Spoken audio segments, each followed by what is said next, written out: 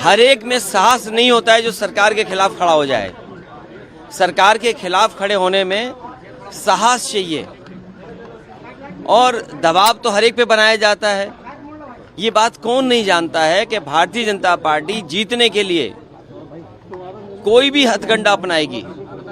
जिस भारतीय जनता पार्टी ने चंडीगढ़ में बेईमानी की हो, बैलेट से जब वोट पड़ा, जीतने के लिए उन बैलेटों को किस तरीके से बिगाड़ा गया, किस तरीके से वोट खराब किया गया, और अधिकारी के माध्यम से उस समय अगर सीसीटीवी ना होता और बैलेट से वोट ना पड़ा होता तो शायद भारतीय जनता पार्टी को इस तरह से बदनाम होते हुए नहीं कोई देख पाता।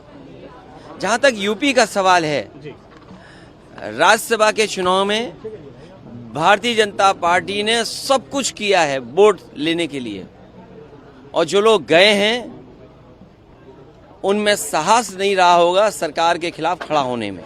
क्या कार्रवाई होगी? देखिए, कार्रवाई निश्चित होगी, क्योंकि पार्टी के जितने भी हमारे साथी हैं उनका मानना है कि ऐसे लोगों को दूर कर दीजिए। अभी तक तो कद्दावर नेता लग रहे थे, लेकिन कद्दावर नेता निकले नहीं, ये बात समझ में आ गई।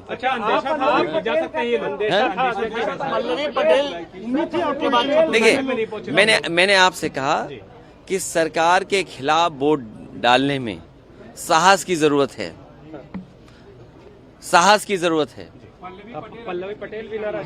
अब वो नहीं दिया होगा वोट, अभी तक नहीं आई है तो वो जाने, क्योंकि उनकी वे क्या बोला था अभी आपने, अंतरात्मा से। तो मैं किसी की अंतरात्मा के बारे में नहीं जानता हूँ।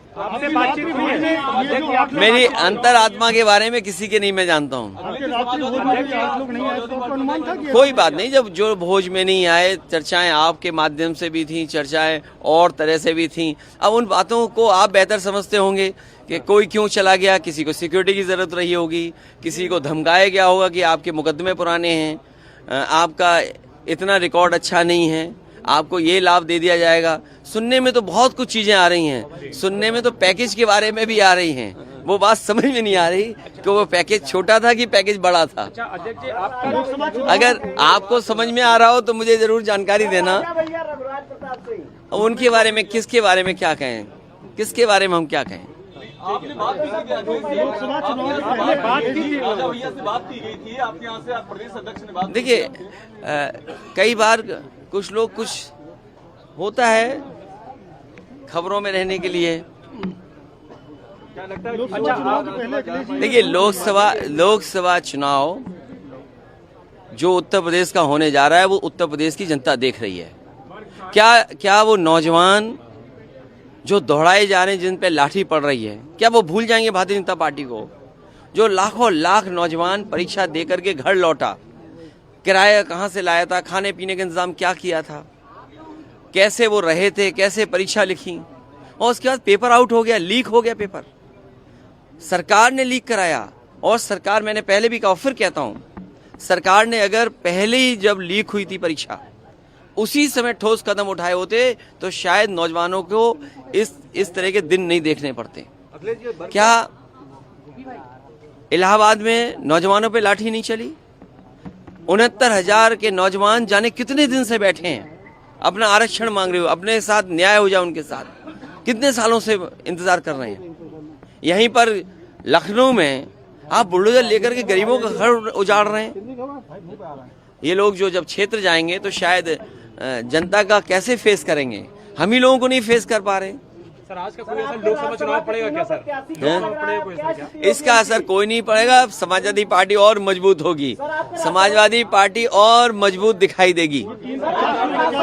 हमारी लड़ाई और मजबूत दिखाई देगी। रणनीति तो आप लोगों ने भी तैयार की थी, कमजोर इन लोगों ने। देखिए, रणनीति नहीं होती है, सरकार का दबाव इतना होता है।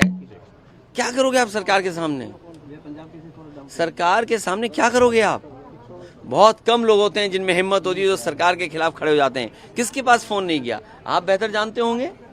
जब प्रदेश के मुख्यमंत्री फोन कर रहे हों या बातचीत कर रहे हों या दिल्ली से फोन आ रहा हो तो किसकी हिम्मत है जो ना कर दे? अभी क्या स्टेटस देख पा रहे हैं तीनों प्रत्याशी? उम्मीद है समाजवादी पार्टी को भी अंतरात्मा पे लोगों ने वोट दिया होगा। आप लोगों को वोट मिला होगा सर? आप लोगों ने भी अप्रोच किया था? नहीं, हमने किसी से अप्रोच नहीं किया है। ये हमारे काम करने का तरीका नहीं कि अप्रोच करें। अच्छा, हम पे देने को क्या है भाई? हम पे देने को क्या है जो हम किसी पे अप्रोच करें? और जो आएगा वो कुछ लेना चाहेगा। अच्छा, अगर मनोज पांडे की ज्यादा आपके लिए धक्का लगा क्या? अब ये दोनों गए तो मुझे क्या पता है दोनों क्यों गए हैं। ऐसा तो नहीं कि दोनों का हेडक्वार्टर एक ही रहा हो। ओम प्रकाश राजभर जी के 2 विधायक साथ में नहीं आए। भाई मैं नहीं जानता हूँ कौन कहाँ गया है। अब जब आप ही कह रहे हो कि सब अंतरात्मा में चल रहा है तो अंतरात्मा से ही फैसला ले रहे होंगे। लेकिन जनता देख रही है, जनता देख रही है। मैंने आपको पहले भी गणित समझाया था। लगभग 60 लाख बच्चे जो घर चले गए जिनका पेपर लीक हुआ, 60 लाख को अगर हम मल्टीप्लाई करें उनके माँ बाप को जोड़ करके तो 1 करोड़ 80 लाख होते हैं। और 1 करोड़ 80 लाख को अगर हम 80 से डिवाइड कर दें तो लगभग 2,25,000 वोट हर लोकसभा में भारतीय जनता पार्टी का कम हुआ है। आप हमारे विधायक ले लोगे, विधायकों को कुछ पैकेज दे दोगे, विधायकों को कुछ भरोसा दिला दोगे, आने वाले समय मंत्री बना देंगे, आपको सुरक्षा दे देंगे। और आप देख लेना इस समय जिन जिन्होंने अंतरात्मा से वोट दिया है उन्हें सुरक्षा मिल रही होगी, उन्हें ठेका मिल रहा होगा। पैकेज तो दिखता नहीं है, कई बार कुछ ऐसे पैकेज होते हैं जो दिखते नहीं हैं। वो पैकेज कैसे पता लगेगा? सर क्या स्वामी साहब मौर्य का नुकसान हुआ आप लोगों के साथ? उनके बयान होगा। देखिए, अब हम लोग लोकसभा चुनाव में जा रहे हैं। देखिए, ये लोकसभा से पहले की लड़ाई थी, अब लोकसभा में जा रहे हैं जनता के बीच में, और जनता सब देख रही है। इसलिए मैंने कहा कि 2,25,000 वोट तो इनके पेपर लीक से चला गया। ये क्या मुंह लेकर के जाएंगे जनता के सामने? और सोचो, अग्निवीर जैसी नौकरी कौन स्वीकार करेगा? नौजवान, आपकी जो पक्की नौकरी थी वो नहीं दे पा रही सरकार। तो सरकार अगर पैसे से, डरा के, धमका के, एजेंसियों के माध्यम से वोट तो ले सकती है। गिनती वाले चुनाव में तो जीत सकते हैं, लेकिन जनता वाले चुनाव में भारतीय जनता पार्टी नहीं जीत पाएगी। अखिलेश जी वो लोग कह रहे हैं कि राम और सनातन के नाम पर गए हैं कि आपके यहाँ जय श्री राम कहने पर आप लोगों को इतराज होता था, श्री राम मंदिर नहीं, ये भी बात ऐसी है जो गलत है। समाजवादी पार्टी का पक्ष यही रहा। और मैं तो आपसे कहूंगा, हालांकि एक को बुलाएंगे, सबको नहीं बुलाएंगे तो नाराज हो जाएंगे। मैं तो हमारे इनसे कहूंगा कि भगवान शिव का, मैंने कहा कि भगवान शिव का दर्शन करने के बाद जाएंगे। आप भी आना उस मंदिर में दर्शन करने। और अच्छा, हमारा अंत में प्रेस के साथियों, अपनी अंतरात्मा से मुझे बता देना किसको क्या पैकेज मिला है।